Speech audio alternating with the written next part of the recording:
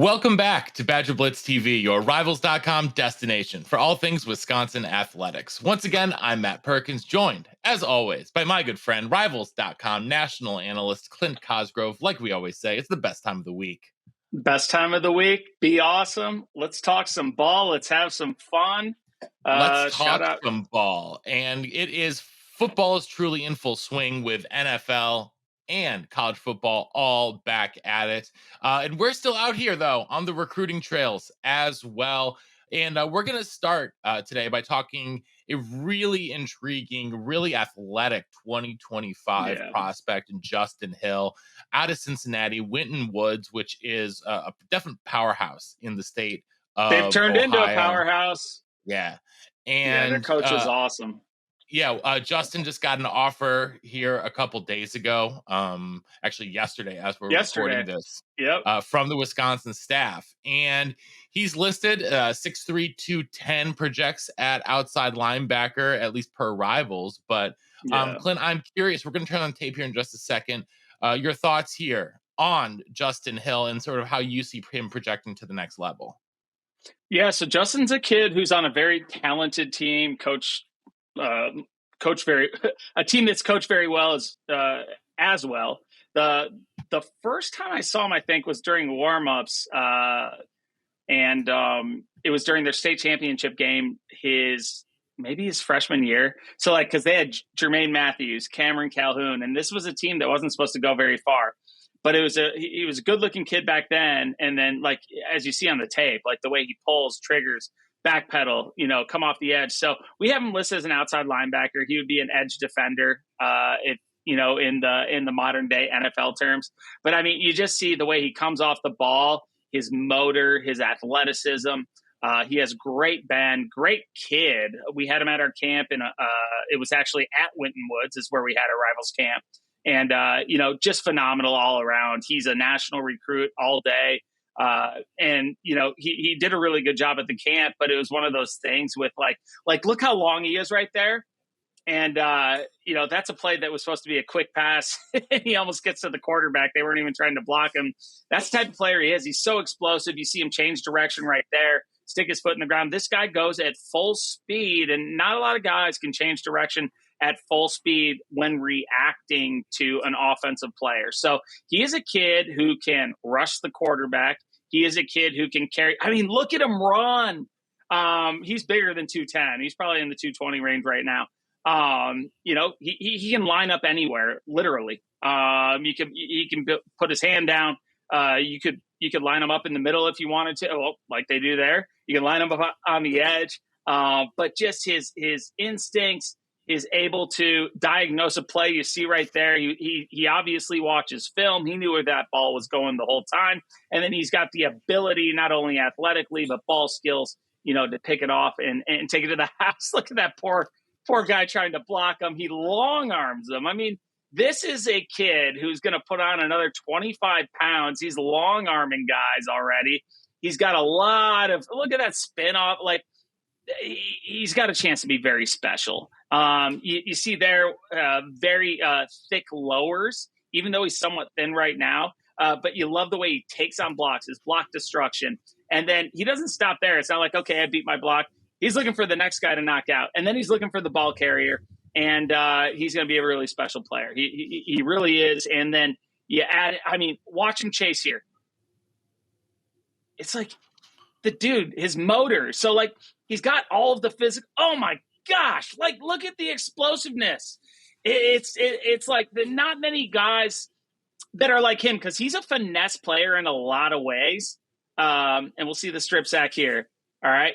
So he gets past, and then look at the way he dips and then is able to stick his foot in the ground while being aware of the quarterback stepping up in the pocket, and then sticking the foot in the ground, going the exact opposite direction and getting the strip sack.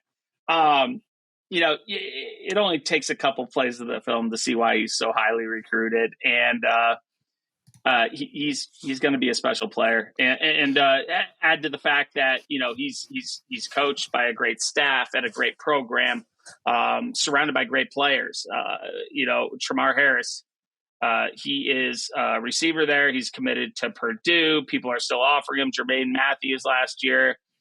Their secondary was ridiculous. Jermaine Matthews signed with Ohio State. He's already in the two deep. He's already playing. Cameron Calhoun, another corner, signs with Michigan, already playing. Like, these dudes come out ready to play. And, and then he's just a great kid. You love talking to him. I actually texted with him earlier. We're going to do an interview. I don't know if we'll be able to fit it in before practice. If we can't, we'll do it after. But gosh, can you imagine him in the Badgers, scheme? There's just he offers so much position versatility. It's like he can do anything at the from hand down to second level.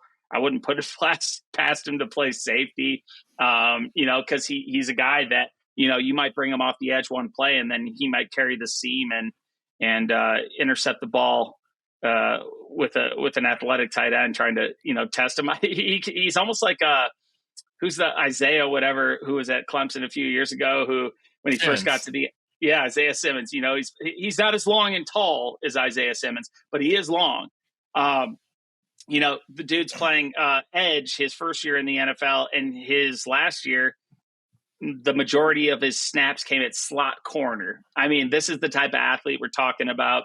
And, you look at the offer list, you watch the film, you know exactly why. But Wisconsin, obviously, with connections in Ohio, I'm surprised this offer didn't come sooner, to be honest. And I would like to see him being a player. He would fit in well as far as personality and intelligent kid, all of that stuff. Well, and he's got all the offers in the Midwest that you look for: Ohio State, Michigan, Notre Dame, Michigan State, everyone around USC. Yeah. Illinois, Florida. He is going to be a hotly contested kid. Obviously, being an in-state kid with that Ohio State offer is big. I imagine the Buckeyes are going to be tough to beat here. Yeah, they could be, but he's going to explore his options. All those kids, when you're from Ohio, if you get that Ohio State offer, even if you go to Michigan, it's typically because you didn't have the Ohio State offer. So it's one of those things. Now, I won't say that's always the case. I mean, you look at Jordan Marshall this year. Ohio State would love to have that guy, but he chose Michigan. So I don't think it's the end all be all. Jermaine's at Ohio State. That will carry some weight with him, but. I think he's going to be very open. He's a very humble kid. I feel like he is a guy who he'll explore his options to the fullest, and he's not a guy who's going to say, "I'm just going to the biggest program or the best uniforms or the best facilities." Like, he'll do a deep dive. I don't know his GPA, but I wouldn't be surprised if he's a high academic kid as well. If Wisconsin goes hard on him, I don't see why. And, there's a chance for early playing time for a kid like that, no matter where he goes. But I think at Wisconsin, there would be a very good chance for that as well. But it's crazy. You think about it, they still have so much football in front of them. So things could be a lot different in a year or two, but a big fan of him. And it was fun having him in our camp. Yeah, it's easy to see why. I mean, he really, really pops on tape. And it's funny, I was looking at a couple other guys to maybe do tape on this week. One kid I was watching on was Lincoln Cure out of Kansas. And it was funny watching him because, like, he's playing against, like, midgets and long field grass like there. It's really funny to see this dude's playing dudes. Yeah, and this I would then you turn this on. This guy's like, oh, this kid's playing dudes like everywhere around him, and he's still popping athletically like that. That's really saying something. So, but we've been spending a lot of time recently on the 2025s, but we need to, occasionally look back at the 2024, see what's going on there. And Clint, you wrote earlier this week on Rivals, a little Big Ten spotlight piece. Everyone always talks about Michigan and Ohio State, but you named Wisconsin as the biggest overachiever in the conference for the 2024 class. And so for those who didn't read the article, first of all, Clint, what is making Wisconsin overachieve, or why do you think that Wisconsin is overachieving? Okay, so, I mean, I haven't had the chance to actually watch a Wisconsin game this year, but from what I've heard from people I trust, the talent level might not be there. And that's kind of what I think led to a change. We saw this coming. I saw this coming a while ago. I hate to say it. But there's going to need to be a little bit of improvement of the caliber of recruit. It's not the days where you just, you get a bunch of walk-ons or, guys who are easy to recruit and then you develop them. It's a different game. It's a different, day and age in college football. So you look at the past two classes, and last year you kind of get a pass because you got a coaching change and the recruiting wasn't very good before it. And then, so their last two classes, the Badgers have been 47th and 56th. Okay. Right now, they sit at 19th nationally with 10 four-star recruits. Now, the other two options that I had for the overachievers, I thought about Purdue because they're recruiting at a clip we haven't seen before. Nebraska, they're doing well under Rule on the recruiting trail. I think, both places have energetic staffs, new blood. But it is Wisconsin that really stood out. And the thing that's special about it is, even though there's 4 stars in the state and 3 of them are going elsewhere, they have been able to land 10 4-stars. If Wisconsin in the past didn't land any of the 4 stars in the state, they weren't getting to 10 4-stars. That's just the fact of the matter. So, and then you look at the national reach that they have. Okay. So we know there's some good young prospects in Wisconsin. So once those connections are built, once that foundation is built, once they have the guys that kind of fit the program, fit the system, fit the academic, fit whatever they need at Wisconsin, then you add in that aspect of it, it's crazy because of those, what is it? I put, all right. So it's the national reach that was really the most impressive. You've got 2 4-stars from Pennsylvania. You've got 3 from Illinois. You've got 1 from Texas. You've got 1 from Minnesota. You've got 1 from Maryland, and you've got 1 from Florida. Only 1 of them is from Wisconsin. So if you can recruit at that clip and have that national reach right out the gate, I think that says a lot. And, as I think the talent level in Wisconsin will continue to increase, especially with just all the different platforms, the camps, the 7-on-7s, whatever it may be. If they get it cooking in state and they're still able to go out and get these big time players out of state, you land a guy like Justin Hill, for instance, they're going to be cooking with what do they call it? Oil, hot oil. I'm cooking with gas. Cooking with gas, whatever it is. But so that is what really stood out to me. And then when you looked at, even though Purdue and Nebraska are right behind Wisconsin, I mean, what is Wisconsin's class 4th in the Big Ten right now? Not too far behind Penn State. They're competing with the big dogs for recruits. Emilio Ogard's Final 5 didn't include Wisconsin. It had Clemson, Alabama. That's the caliber of athlete. Going into Texas to pick up a quarterback, that's not something you see from Wisconsin. And then is as impressive of a job that Purdue and Nebraska have done with new coaches and not exactly, a tradition of winning year in and year out. Although Purdue has had some success recently, they still don't touch the caliber of athlete and the average star rating. I mean, the average star rating for Wisconsin right now is 3.48, and that is very impressive. So you're averaging above a 3-star and just below a 4-star. 4-star is the new norm if this continues. And so for me, that was the reason that I went with Wisconsin. It wasn't a homer pick at all. In fact, I'm probably harder on Wisconsin when I make these decisions because I'm afraid of being called a homer. But for my money, Wisconsin has overachieved on the recruiting trail when you consider the in-state circumstances and everything like that. You got to be really excited about what they're doing. And, it might take some time for things to gel, but it's going in the right direction. At the end of the day, you got to have the talent. We've seen it at Colorado, and a handful of playmakers can make a big difference, and they have them coming in.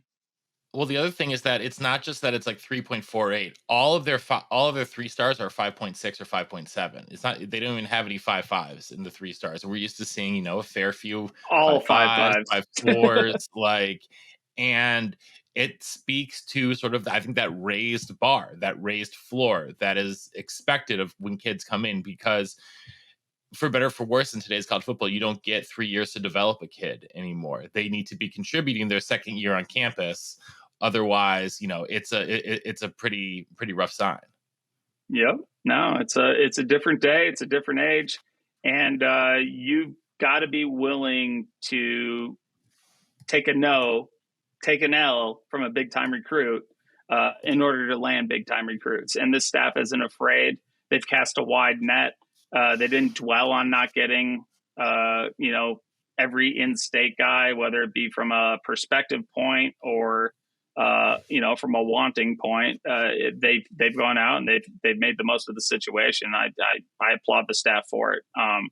I've never seen a national reach like this. Now, you've seen some Pennsylvania, you've seen some New Jersey, but to have, a big time kid from Florida, not a 3-star or a 2-star, a big time kid from Texas, not a 3-star or a 2-star, multiple Chicagoland guys. That hasn't happened since Alvarez was there. I think that we're all 4 stars, maybe one here and there. You get the linebackers and that sort of thing. But just the reach is really impressive. There's a national presence, there's a buzz, and obviously the kids are impressed with what they're seeing from the staff and, the way they connect and what they're seeing when they come on campus. Yeah, it's definitely quite impressive. So, all right, well, that is going to do it for us here today on Badger Blitz TV. A little bit of a quick one for you guys here today. Short and sweet. Short and sweet. That's just the way we like it. We'll be back next week with more recruiting talk and more just cutting it up with my favorite dude over there, Clint Cosgrove. He's at rivals_Clint on all of the social medias. Make sure you're on BadgerBlitz.com all day, checking out all the great articles from John and Seamus and the rest of the crew. And so that is going to do it for us here on Badger Blitz TV. And until next time, we'll see you in the den. In the den.